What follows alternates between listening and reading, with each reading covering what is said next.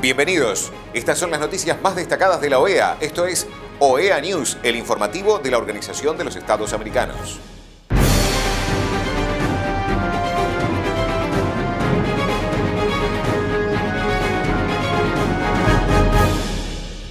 Es momento de compartir los títulos de las noticias más importantes que vamos a estar brindando a ustedes.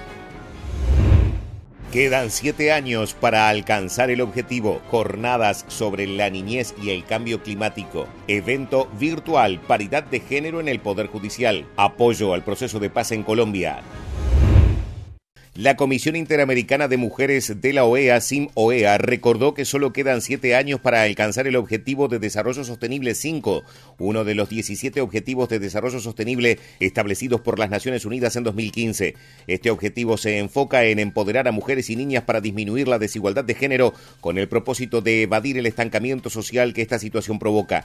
Para alcanzar ese propósito, el organismo recuerda que es necesario acelerar los esfuerzos para garantizar la igualdad de oportunidades de las mujeres en la toma de decisiones para el 2030. Actualmente, con una representación regional de poco más del 30% de mujeres en los parlamentos, la meta asumida en los objetivos para asegurar la participación plena y efectiva de las mujeres y la igualdad de oportunidades en la vida política todavía está lejos de ser alcanzada en las Américas. Solo 9 países de América Latina tienen norma de paridad en su legislación electoral y otros 9 cuentan con leyes que establecen una cuota entre el 20 y el 40% de representación por sexo en las candidaturas electorales. En su informe sobre liderazgo, la Comisión Interamericana de Mujeres, resalta la necesidad de asegurar la participación plena y efectiva de las mujeres y la igualdad de oportunidades de liderazgo a todos los niveles decisorios en la vida política, económica y pública. Finalizaron las jornadas de trabajo de la primera consulta para América Latina y el Caribe sobre la redacción de la Observación General número 26 sobre los derechos de niños, niñas y adolescentes y cambio climático. Las jornadas culminaron con la redacción de la Declaración de Buenos Aires, con una serie de aportes al borrador de observación general del Comité de los Derechos del Niño. Esta es la primera vez en la historia que niñas, niños y adolescentes impulsan un tema de su interés en la agenda política internacional y del Comité de los Derechos del Niño en particular. En las jornadas se abordaron temas como las normas de política ambiental y que deben contener perspectivas de derechos humanos con especial enfoque en la niñez y adolescencia. La declaración reclama también la necesidad de compromiso por parte de los estados de invertir el máximo de sus recursos disponibles para la promoción de los derechos de las infancias y adolescencias, así como la cooperación internacional para el acceso a aquellos derechos que se ven especialmente amenazados por el cambio climático y la degradación del ambiente. La declaración elaborada durante la jornada también plantea la necesidad de exigir que los estados realicen informes que incorporen periódicamente la rendición de cuentas de las acciones para la adaptación y mitigación realizadas con perspectiva de niñez y adolescencia, entre otros temas. Durante el evento virtual Paridad de Género en el Poder Judicial hacia una agenda regional, el ex relator especial sobre la independencia de magistrados y abogados, Diego García Sayán, sostuvo que la paridad de género es una condición esencial para la protección efectiva de los derechos humanos. También hizo referencia a que en su momento recomendó ante la Corte Interamericana que el 50% de todas las altas cortes de la región estén integradas por las mujeres. No solamente porque existan X cantidad de mujeres en el sistema judicial, sino porque la presencia de la mujer aporta una perspectiva y una voz diferente.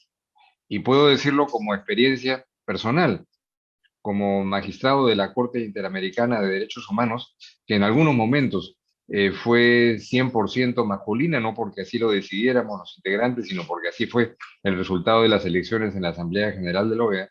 Cuando se incorporan magistradas y cuando había una presencia de magistradas activas, relevantes, el contenido de las decisiones tuvo un énfasis y una ruta diferente, enriquecida de manera extraordinaria por la voz de la experiencia de la mujer, de manera que es algo que creo que hay que enfatizar.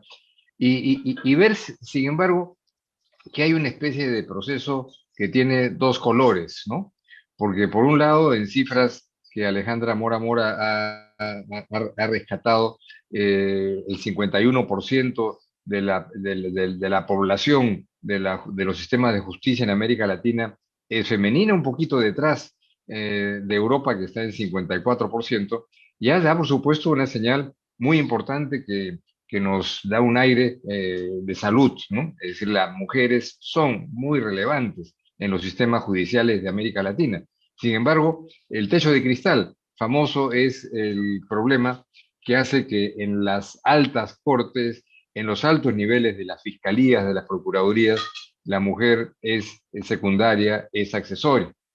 La experiencia de mi país, 200 años de Cortes Supremas, recién este año, que termina ya su gestión, concluye en pocos días, ha habido una presidenta de la Corte Suprema y del Poder Judicial de Perú, que ha hecho, dicho sea de paso, un trabajo extraordinario y que ha facilitado también una presencia significativa de mujeres en la Corte Suprema o Suprema Corte, como se le denomina en México.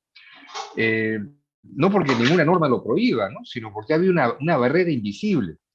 Para hacer el informe que como relator especial presenté a las Naciones Unidas hace un año y medio, hice reuniones con magistradas de distintos países, de Europa, de Asia, África, distintos países latinoamericanos y Estados Unidos, y fue sorprendente encontrar cómo había una homogeneidad, incluso en estos países que siempre consideramos perfectos, los nórdicos, barreras invisibles que hacían más difícil que las mujeres pudieran postular a altas cortes porque requerían algunos cursos adicionales, quedarse mucho más altas horas en la noche y de constatar que este tema de las cargas familiares, que es un asunto distinto que hay que ver, es un asunto presente hoy día como una de las trabas, no solamente en los países latinoamericanos del hemisferio sur, ¿no?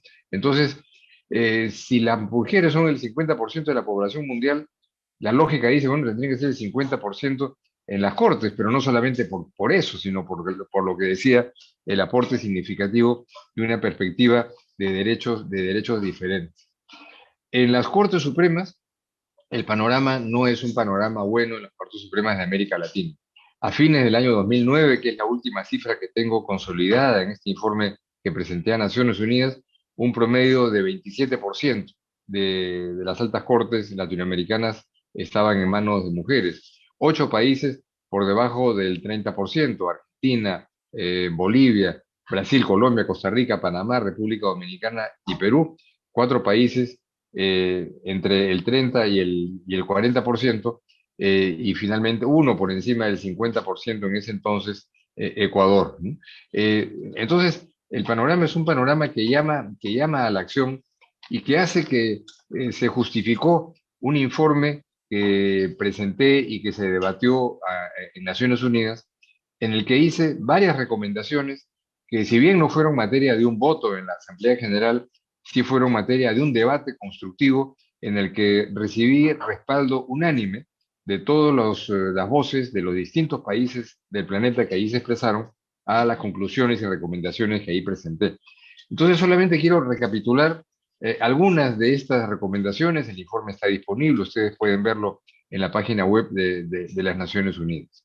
El primero era un sistema de cuotas, proponer un sistema de cuotas como un mecanismo probablemente transitorio que permita acelerar este proceso que no puede ser inercialmente abandonado. Solamente un país expresó su reticencia a este sistema de cuotas, fue la Federación Rusa, esto antes de la guerra de Ucrania, pero porque me dijeron que ellos ya tenían un sistema para llegar a la mitad, y le dije, bueno, perfecto, si ustedes tienen un sistema mejor que el sistema de cuotas, adelante, pero ha pasado un año y medio y no es exacto que la mitad de las magistradas de las altas cortes en la Federación Rusa sean mujeres.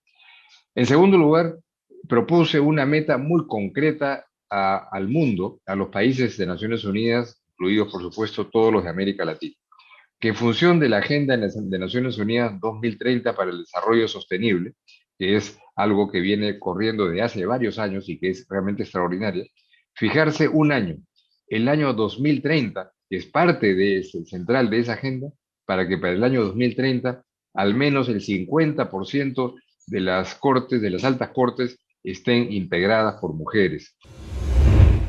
La misión de apoyo al proceso de paz en Colombia de la OEA, MAP-OEA, realizó jornadas pedagógicas para niños, niñas y jóvenes en la alcaldía de Tierra Alta, Córdoba, Colombia.